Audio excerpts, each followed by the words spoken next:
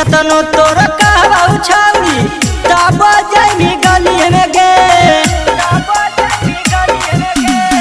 केतनो तोरा कहबौ छौरी तब जाइमी गली में गे। आगे डाल देतौ छौड़न साबे होलिया में बीच नाली में गे। आगे डाल देतौ छौड़न साबे होलिया में बीच नाली में गे। आगे केतनो तोरा कहबौ छौरी तब जाइमी गली में गे। आगे केतनो तोरा कहबौ छौरी तब जाइमी गली में गे। आगे डाल देतौ छौड़न साबे होलिया में बीच नाली में गे। आगे डाल देतौ छौड़न साबे होलिया में बीच नाली में गे।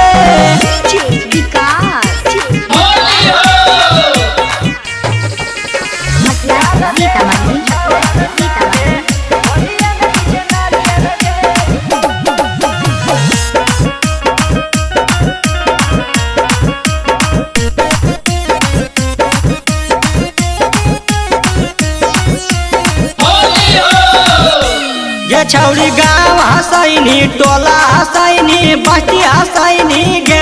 गे छौरी क्या करा से डलबैनी जाके कहाँ गिरैनी गे।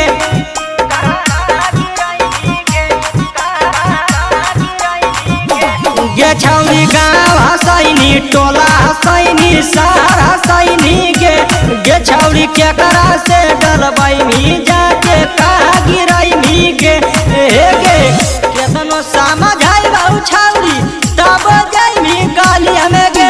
आगे केतनो समझाइबौ छौरी तब जाइमी गली में गे।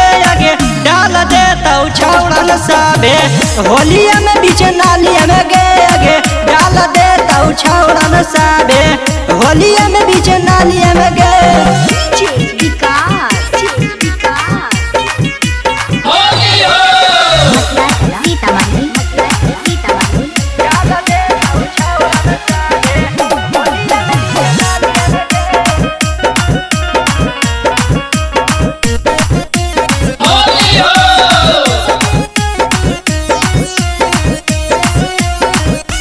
गे छौरी केतनो करबी बर्दाश्त तब तोरा माना चौकटौ गे।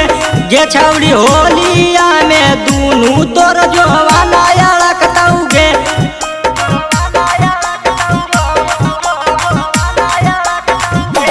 गे छौरी केतनो करबी बर्दाश्त तब तोरा माना चौकटौ गे।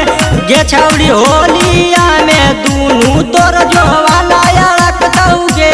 हे गे डीजे सरफराज करतौ अखिलेश करतौ गौरवा गे।